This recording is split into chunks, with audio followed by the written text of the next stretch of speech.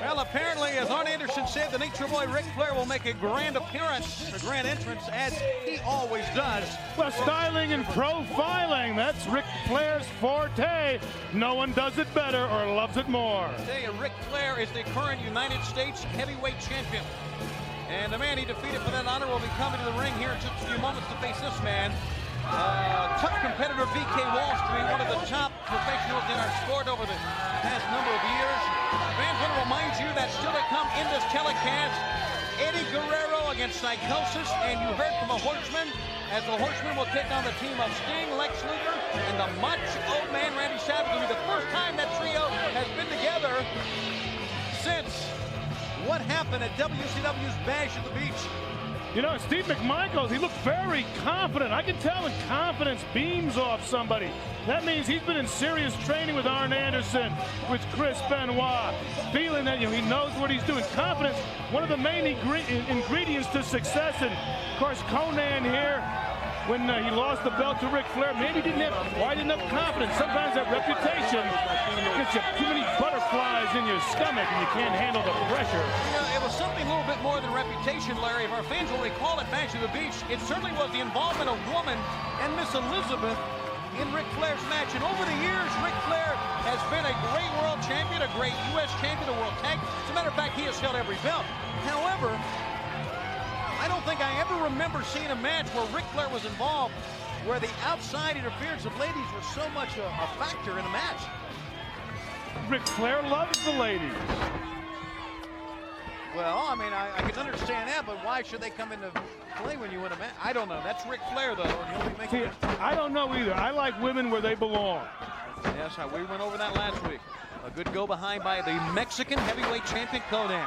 He was the first man in history to hold simultaneously the Mexican heavyweight title and the United States heavyweight title. And you know, Konan, I hear a lot of rumors talking. This guy, he's hungry to get that U.S. title back because he may have trouble getting back in this country without it.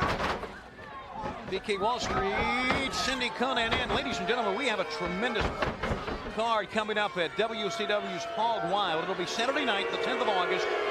At 8 o'clock Eastern Time. That is 8 o'clock Eastern Time and only on pay-per-view. We're going to have 9 matches. Whoa! And, of course, one yet to be signed. Oh, there's a jawbreaker. And that will be Giant. Will he accept the challenge of Hulk Hogan in this attempt of a hostile takeover?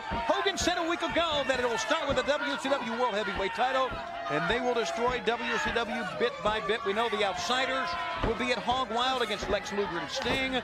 We also know that the U.S. heavyweight champion, Nature Boy Ric Flair, the man who defeated this man, will defend against a man we'll see a little bit later on, Eddie Guerrero. And this should be a tremendous match as well. WCW is #1 in sports around the world in professional wrestling, and you are seeing why here on Nitro as we come to you live each and every Monday night for 2 hours. VK Wallstreet here, Larry.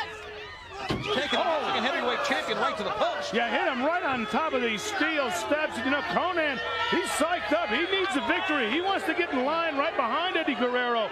Get a shot at Ric Flair if Ric Flair retains the belt at Hog Wild. But again, Wallstreet, he's another competitor too, and I've heard through the grapevine, Wallstreet getting frustrated with his win-loss record. He wants to get back on the top of things. So sometimes when you get too much money, you lose your hunger, and I think that's what happened to Wallstreet.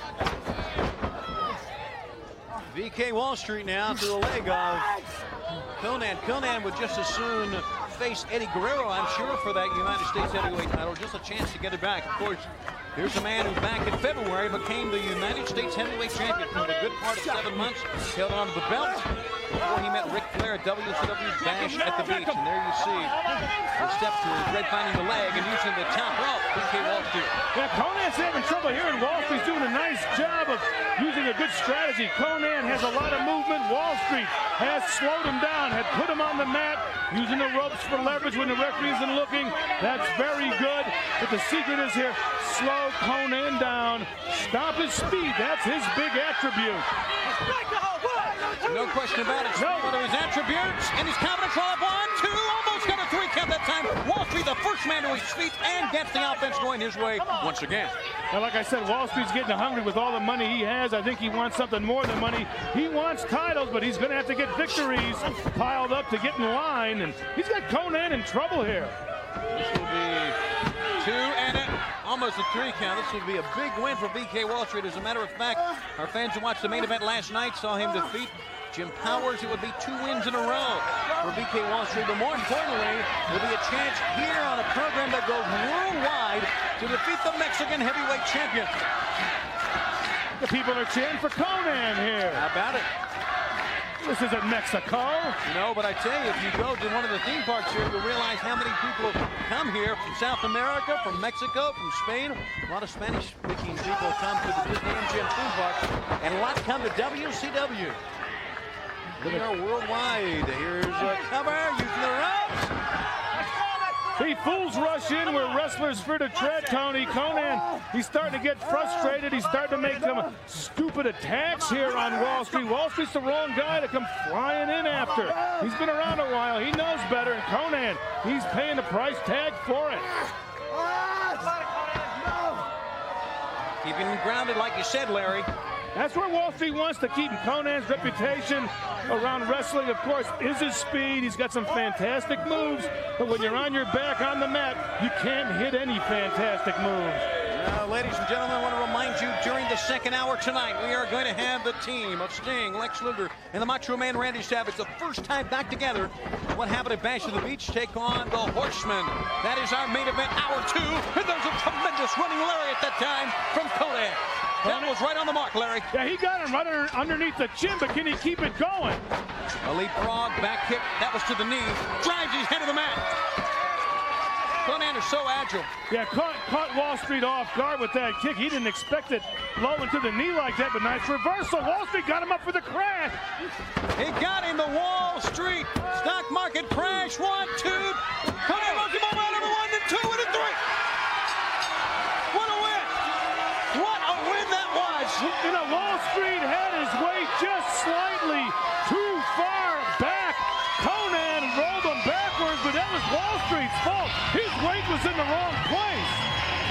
Your winner is Konan, the Mexican heavyweight champion. Gets a bite at the VIP horseman table here as he walks on towards the locker room area. Was he stealing food? I don't think, well. Does he have a green card? Let's take a look one more time at some of the action as it went down earlier on here. What was a phenomenal win for the Mexican heavyweight champion, Konan.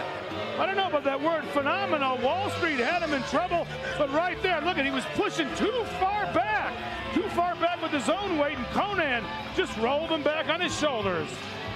Your winner is Konan, Mexican heavyweight champion, as we take you to Gene Okerlund.